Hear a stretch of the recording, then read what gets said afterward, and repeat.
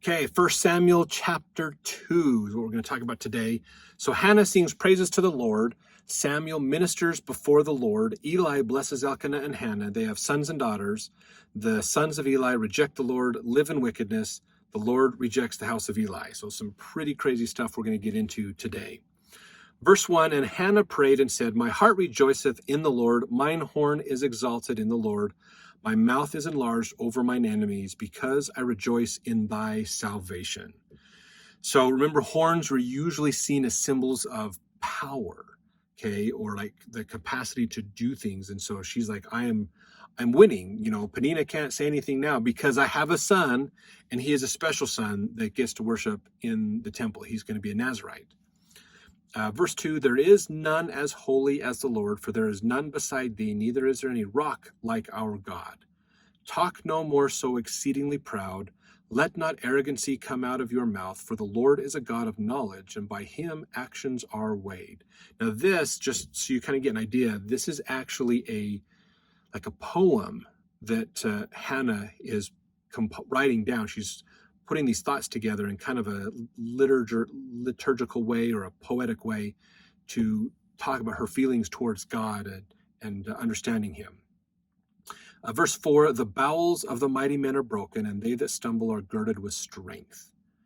So realizing that the mighty ones, the people who've made themselves strong, can't fight. So those who have stumbled and have problems, he lifts up and supports.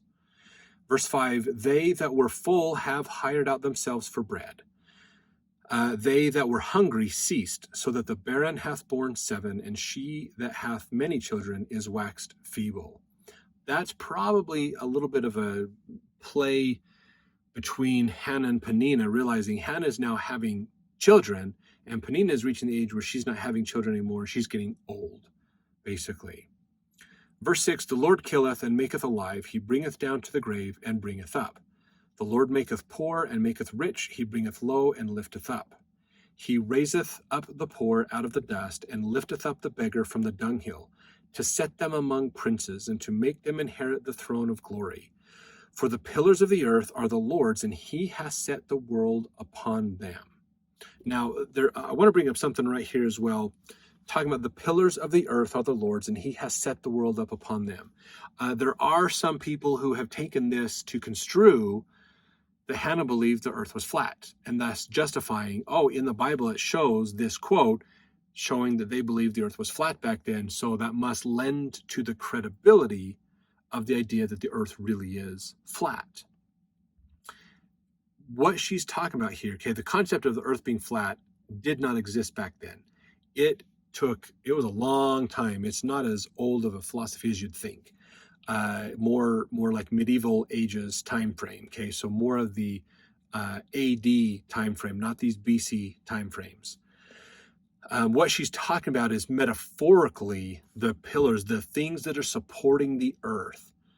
God has put those in place, basically. God controls the whole earth. Now, from our modern scientific standpoint, we could talk about the pillars of the earth, or the things that support the earth, as something like gravitational effects could be seen as that concept of these pillars of holding the earth in its place. Because our current theory of gravity is gravity warps space and time.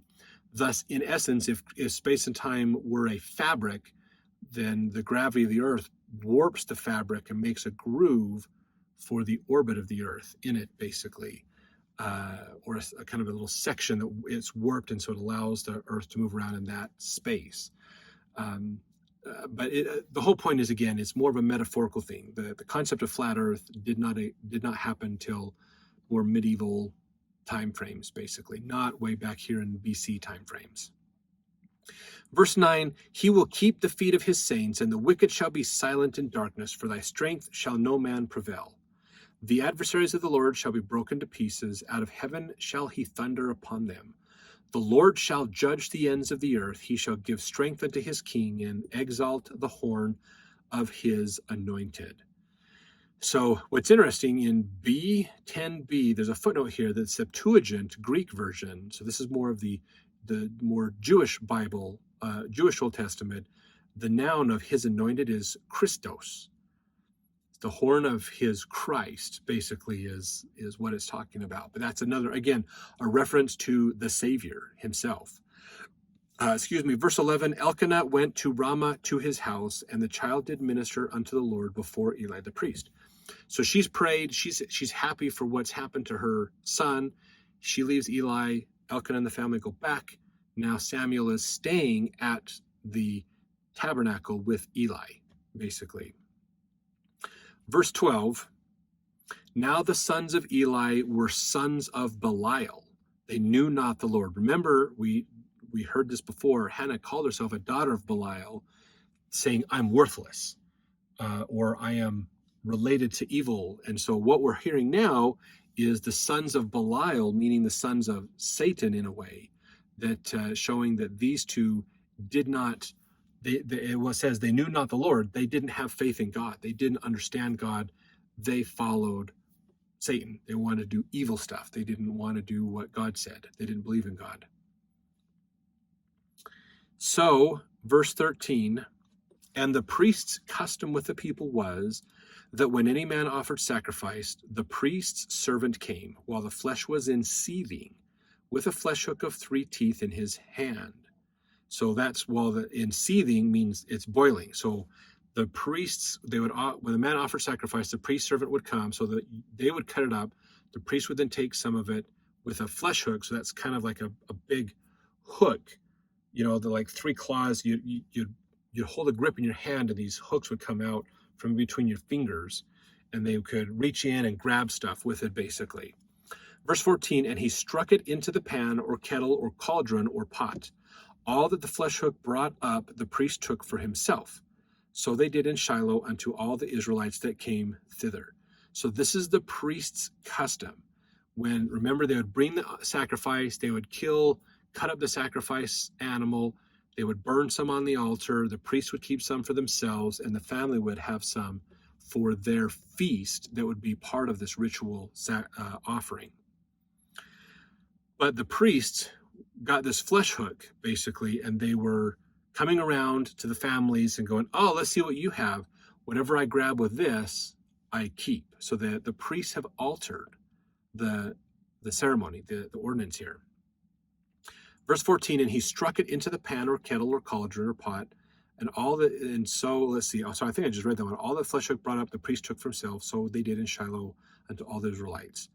Verse 15, also before they burnt the fat, the priest's servant came and said to the man that sacrificed, give flesh to roast for the priest, for he will not have sodden flesh of thee, but raw, basically. So he's not going to have cooked flesh. So this is basically, the priests had set up a tradition where you'd say, okay, great, bring your sacrifice in. And then rather than have the sacrifice done before the priest got their portion, the priest would started asking for their portion first. Give me some now, and then I'll do your stuff. So the priests have kind of added the priest tax, if you will, on top of things. They're slowly shifting the tradition to get more for themselves, basically, which is less for God and less for the people. So not a good thing at all. Verse 16, though, here's what's interesting, is what happens if the person says, no, this isn't the right way to do it. Verse 16, if any man said unto him, let him not fail to burn the fat presently, then take as much as thy soul desireth. Then he would answer him, nay, but thou shalt give it me now. If not, I will take it by force. So if somebody came and said, hey, this is not cool, this isn't how it's supposed to work, you're not supposed to do this, then they said, well, then fine, you can't get any of it. We take all of your sacrifice for us. So they've really changed this, and they've manipulated the rules so that the priests are enriching themselves at the expense of others, and really at the expense of giving to God as well. So this is not a good situation, not a good tradition to have. This is that creep that sometimes happens. We're all afraid of it from a legislative standpoint. If you look at how laws, we passed this law, but the implications are we've moved this marker here, so let's just move it a little further. Let's just do a little more, to take a little more, we need to take your Right. We need to have a curfew because this is an important point. Oh, now it's a curfew. Now we need to take this away from you. Now you can't see the press. Now you can't, there's the old story of the Arab and his camel, who the Arab hurries and pitches his tent. There's a sandstorm coming. He pitches his tent to protect himself from the storm, but his camel's out in the storm. So the camel's like, Master, if I could just put my nose inside your tent so I can breathe without getting sand up my nose, it would be so nice. That'd be really helpful. And so he puts his nose in the tent and, oh, you know what, Master, the sand is burning my eyes. I can't see at all. And it hurts. Can I just put my head inside? It would help my eyes and my ears and everything. It'd be so nice if I could put my head inside the tent. So the master's like, okay, fine. It's just your head. Put your head inside the tent. Oh, this is so great, Master. Thank you so much. But it'd be really nice. My knees are hurting. The sand is bad. It's just beating me. Can I put my front legs in with my front knees? Would be so great to help out. Oh, you know what, Master? This is so nice. But man, my body's getting pelted. Can I put So the point of the story is the camel eventually slowly works his way into the tent, and the priest, the Arab, the master, gets kicked out into the storm. So this legislative creep is a common problem where they say, okay, here's where we're at, but we're going to do this. Oh, now we're going to do this. A lot of us know if you go on a trip down to Mexico or a lot of common third world type countries, they know, oh no, you do something wrong, you get pulled over by the cops. Oh, this is bad. You violated our laws and rules. But I'll tell you what, you have $100. I'll tell you what, that covers the fee. If you just pay me the fee, I'll take care of the paperwork and you don't have to, and you can go on your way and be fine. This is like a common shakedown, especially of tourists, American tourists mostly. But this is a common thing that happens sometimes when you travel is they know you don't understand the laws and you don't want to go to jail and sit and rot because it's not a good thing. So basically, we'll tell you what, we'll let you off if you pay. It's $100 fine. But I'll tell you, if you pay me right now, then I'll take care of the paperwork and everything. You don't have to go to court or go to jail until you get a trial or other stuff. So it's like, oh, I'll give you $100. And what do? They just don't file the paperwork. They take the $100 and put it in their pocket. They're subsidizing their fee, basically their paycheck, by shaking down tourists. This is kind of a situation that the priests are doing in this area. So this is an example of the problems that have creeped into Israel. Remember, we learned at the end of Judges how bad it had gotten. They were reprimanded, but they're still bad. There's still problems. They're still not fully righteous, keeping the full commandments, basically. They've kind of changed the commandments to be more of what they want it to be. So this is that kind of that legislative creep that sometimes happens. So this is what's going on. All right, verse 17, wherefore the sin of the young men was very great before the Lord, for men abhorred the offering of the Lord. People hated doing this, not because they didn't want to offer their obligations to God, but they hated being shaken down by the priests, basically. So I'm sure there was a lot of people who decided, I'm not going to the annual feast anymore. I'm not going to worship. So the action of the priests or the action of the priesthood leaders is actually making it harder for people to worship God appropriately. So good warning for anybody in a priesthood calling. And honestly, there is no callings in the church that aren't a priesthood calling. So I'm not talking about just men in priesthood callings, but women in priesthood callings too. Sometimes we have to look at this and realize, are we hindering people from being able to worship? Are we doing things because we think it's a good thing? Or are we doing things because it's what God wants? Because there is sometimes a difference between those 2 points. So it's a good thing for anybody in leadership to check themselves and say, am I being a stumbling block to anybody from coming to worship? And, just something to think about from this example here, basically. I do have, let's see, who was this? This was Keil and Delitzsch again in their book Commentary on the Old Testament. Of these offerings, the portion which legally fell to the priest as his share was the heave-leg and wave breast. This he was to receive after the fat portions of the sacrifice had been burned upon the altar. That's Leviticus 7:30 and 34. To take the flesh of the sacrificial animal and roast it before this offering had been made was a crime which was equivalent to a robbery of God. Moreover, the priests could not claim any of the flesh which the offerer of the sacrifice boiled for the sacrificial meal, after burning the fat portions upon the altar and giving up the portions which belonged to them, to say nothing of their taking it forcibly out of the pots while it was being boiled.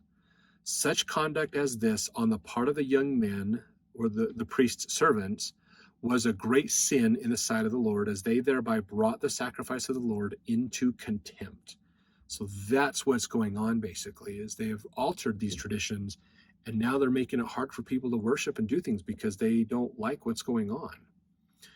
So verse 18, but Samuel ministered before the Lord, being a child, girded with a linen ephod. Now that's that robe that the priest would wear.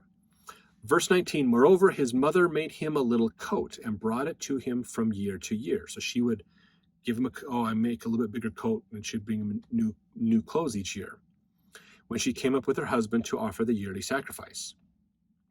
And verse 20, Eli blessed Elkanah and his wife and said, the Lord give thee seed of this woman for the loan which is lent to the Lord. And they went unto their own home. So Eli is blessing them.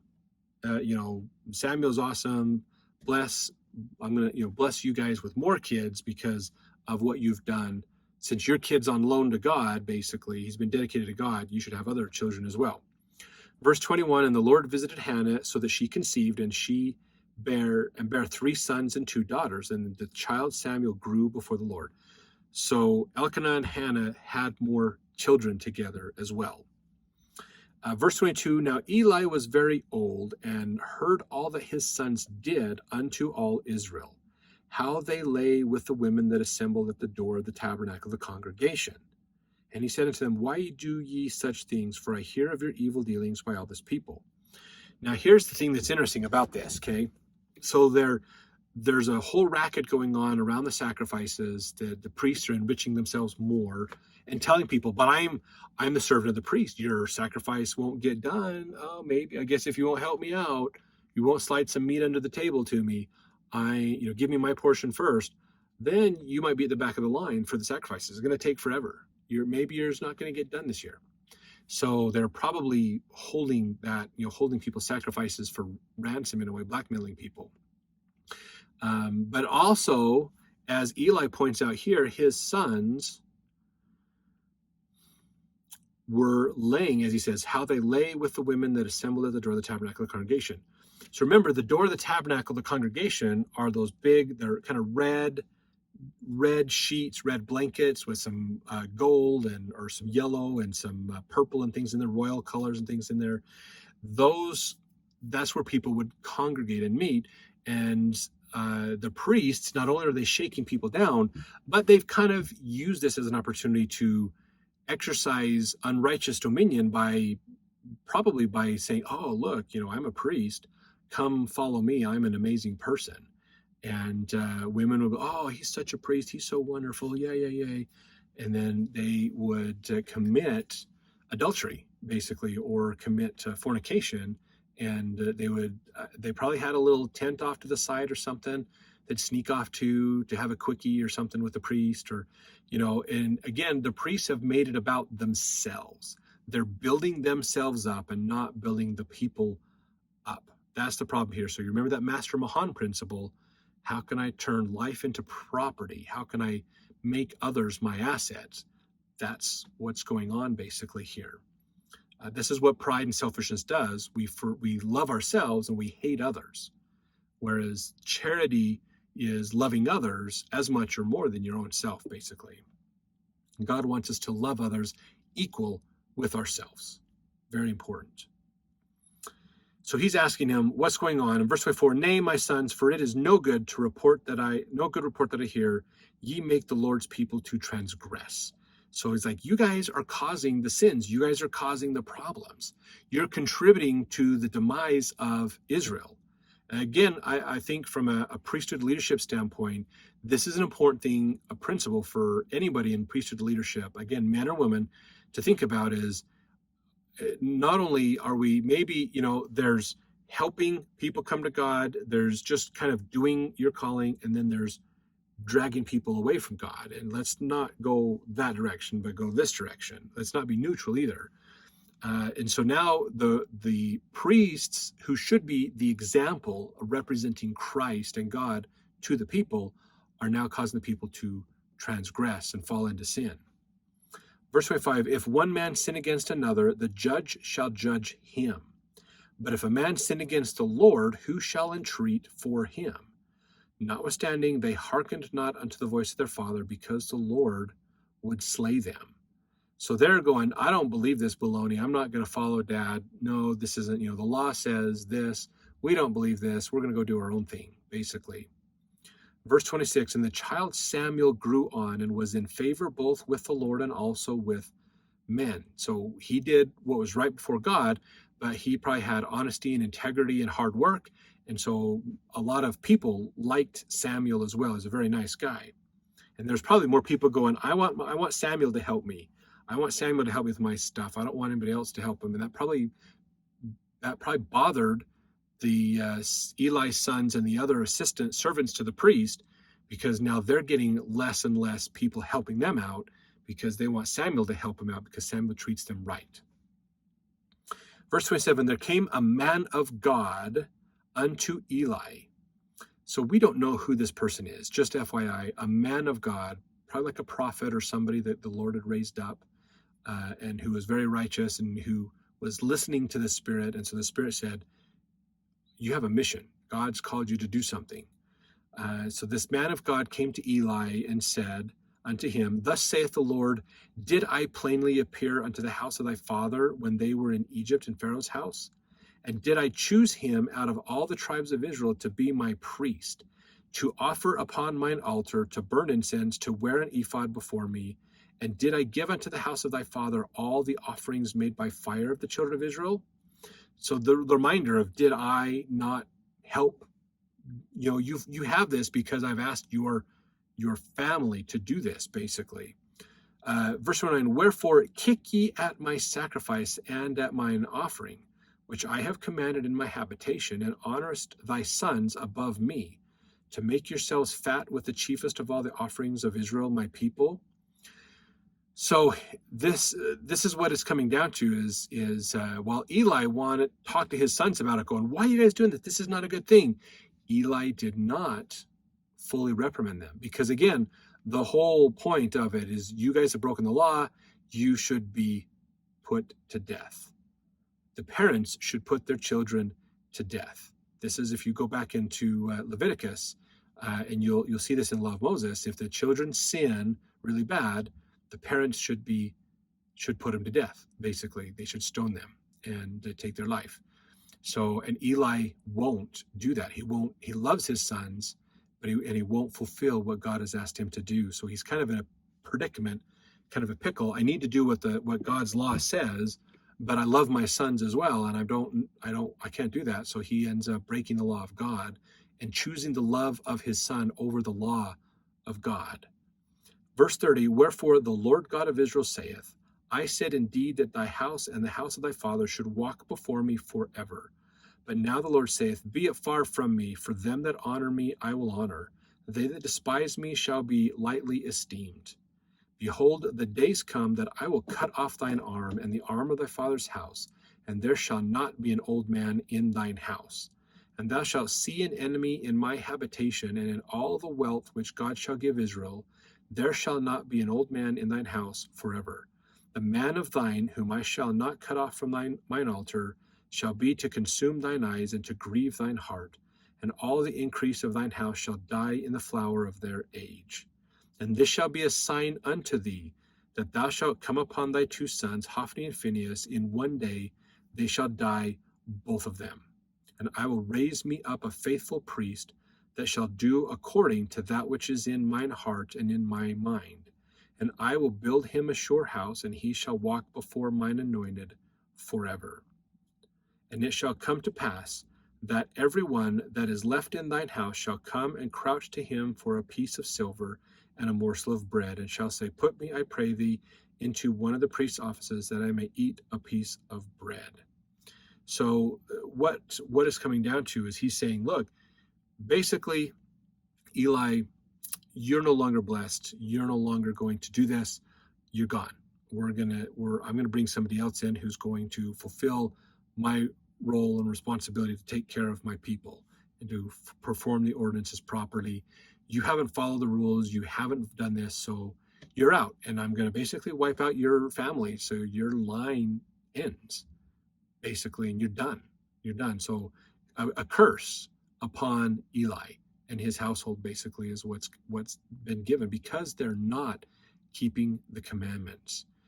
The love he has for his sons superseded the love he has for God and for following what God has asked him to do.